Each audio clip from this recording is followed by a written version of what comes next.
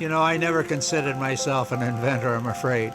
But I would see a problem, and then I'd try to take and rationalize a solution to the problem. Forrest Bird has spent more than 5 decades keeping people breathing. Engine anti-ice is off. Controls, hydraulic controls are on. Yeah, we turn the batteries on.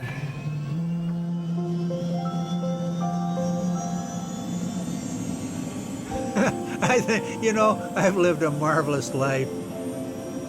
Well, actually, it began probably in World War II, and one of our limitations in World War II was getting our pilots up at altitude.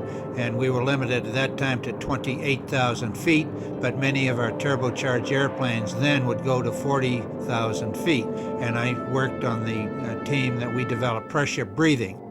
Much of the technology that we developed getting our pilots up to higher altitudes was carried over into my work of developing the respirators that actually would breathe for medical patients. Bird's Mark 7 respirators soon became the standard for care in all hospitals. Later on, I developed what was called the baby bird. Premature babies who were born with heart and lung problems died at staggering numbers before the baby bird. And once we got out within 2 years, the mortality went from 70% down to under 10%. I just feel so good about this, and we all did.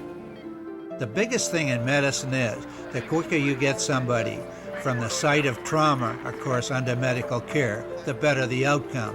Now, back in Vietnam, of course, that was a helicopter war. We went over and we put our medical respirators on board the helicopter. Once again, Bird's procedure cut mortality from 80% to under 20%. Intensive care transport, or medevac, is now used in most hospitals today.